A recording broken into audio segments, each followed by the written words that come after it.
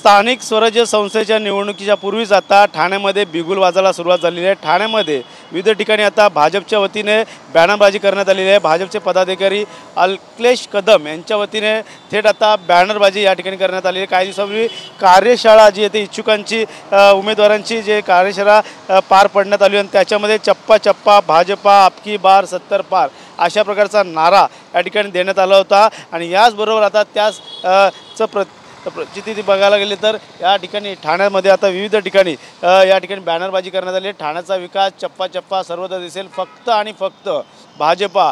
याचाच अर्थ येणाऱ्या काळात आता आमचाच महापौर असावा अशी देखील इच्छा या ठिकाणी संजय केळकर यांनी यांनी दर्शवली होती। आणि याचबरोबर आता पाहिलं तर शिवसेना असेल या भाजप असेल त्याचबरोबर राष्ट्रवादी हे आता प्रत्येक खालच्या स्तरावरती प्रत्येक कार्यकर्ता जो आहे तो या ठिकाणी एकलाच चलोचा नारा या ठिकाणी देताना आपल्याला पाहायला मिळतो। त्यामुळे नक्कीच येणाऱ्या काळात आता याच ठाणे महानगरपालिकेमध्ये कोणाचा झेंडा फडकेल हे देखील पाहणं गरजेचं राहणार आहे। मात्र सध्या तरी या ठिकाणी भाजपच्या असतील या राष्ट्रवादीच्या असतील या शिवसेनेच्या यांच्या आता मॅरेथॉन बैठका घ्यायला सुरुवात झालेली आहे। त्यामुळे 2 दिवसापासून ठाण्यातील वर्तकनगर या ठिकाणी भाजपच्या कार्यालयामध्ये मोठमोठ्या प्रमाणात नेते गण येते या ठिकाणी बैठका घेताना पाहायला मिळत आहे। काल देखील गणेश नाईक असेल या प्रदेशाध्यक्ष रवींद्र चव्हाण यांची देखील बैठक पार पडली आहे। त्याचबरोबर 2 दिवसापूर्वी उमेदवार जे आहेत ते इच्छुकांची उमेदवार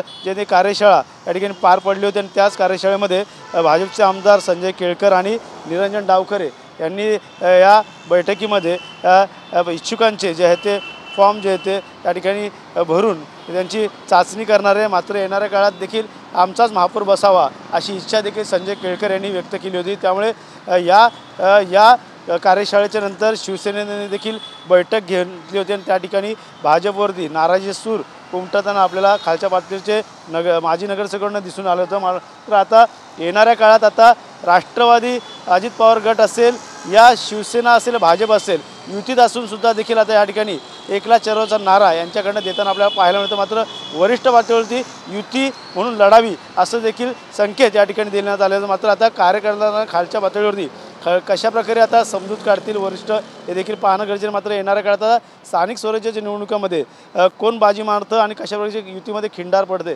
हे देखील पाहणं गरजेचं राहणार आहे। कॅमेरा अथर्वसह गणेश सोरा, TV9 मराठी, ठाणे।